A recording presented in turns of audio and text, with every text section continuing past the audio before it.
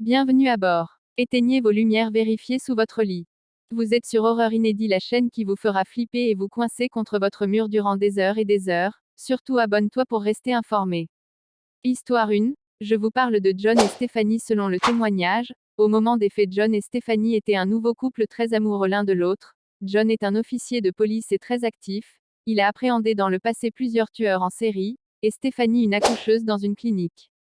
Vu qu'ils venaient ensemble à se marier, ils décidaient ensemble à partir en chasse car John s'intéresse à la chasse.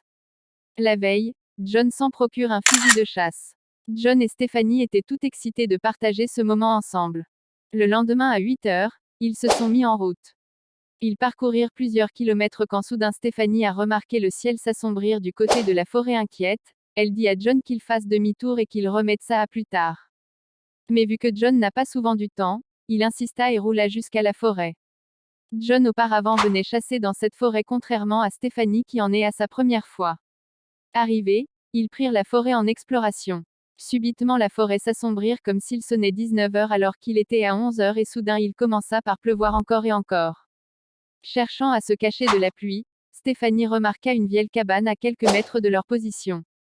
La cabane semblait trop vieille mais vu l'intensité de la pluie, ils n'ont pas eu de choix. Ils sont entrés dans la cabane le temps que la pluie se calme. Soudain Stephanie entendit les pleurs d'un bébé sous une planche dans la cabane. Elle aimerait jeter un coup d'œil, vu aussi qu'elle est accoucheuse, elle s'intéresse au bébé. En s'approchant du bébé, elle sentit une main se poser sur son dos, elle s'est dit que c'est John. Seulement que John n'avait pas de si longs ongles, ça l'inquiéta et quand elle tourna, elle vit un inconnu. Elle cria de toutes ses forces, et essaya dans l'obscurité de retrouver John. Elle cria le nom de John en vain, mais John n'était plus dans la cabane avec elle. Stephanie courut de toutes ses forces et sorta de la cabane.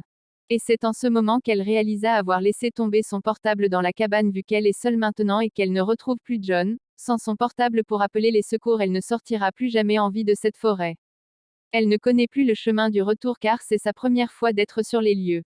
Elle prit son courage à deux mains et retourna dans la cabane. Aussitôt ouvert la porte, elle trouva encore l'inconnu.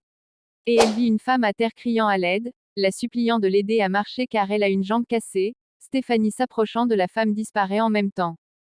Stephanie comprit dès lors que son destin est entre ses mains et qu'elle était seule maintenant. Stephanie courra dans la forêt autant qu'elle peut pour trouver un espace dégagé pour allumer un feu de détresse, espérant qu'il y aura une patrouille aérienne qui sera en train de la chercher. Elle utilisa son briquet pour faire feu, elle cria de toutes ses forces. Heureusement pour elle, une patrouille aérienne couvrait la zone cette semaine. Ils l'ont aperçue et ont vite atterri pour conduire Catherine à l'hôpital car elle était blessée. Mais son mari John ne sera jamais retrouvé ainsi que leur voiture. Pensez-vous que John a quelque chose à voir avec ce drame? Dites-nous-le en commentaire, j'y répondrai personnellement. Si vous êtes courageux, passons à la deuxième histoire.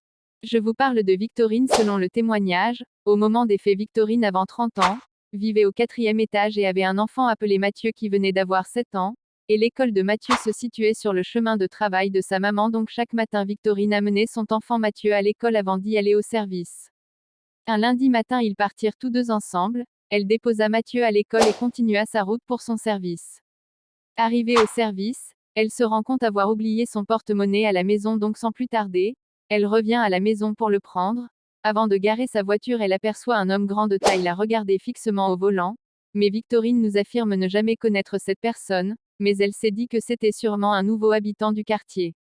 Elle descendit de la voiture et monta à son appartement par l'ascenseur. Elle entre dans l'appartement et ferme la porte à clé pour plus de prudence. À peine une heure se sont écoulées, elle cherche son porte-monnaie sans succès. Par curiosité, elle regarda à travers son balcon et identifia toujours le même homme inconnu regardant droit sur elle. Elle prit peur en ce moment et prit son téléphone pour appeler la police. Elle compose le numéro, mais avant de lancer l'appel, elle entendit quelqu'un frapper à la porte.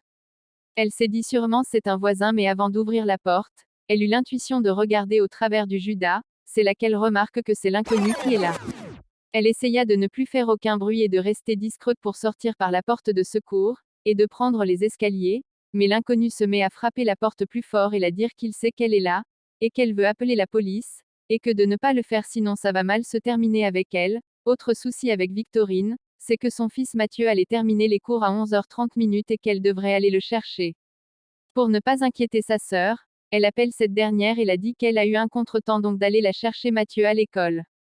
Victorine regarda encore à travers le Judas et remarqua que l'homme n'y était plus. Elle sortit alors par l'issue de secours et courra de toutes ses forces.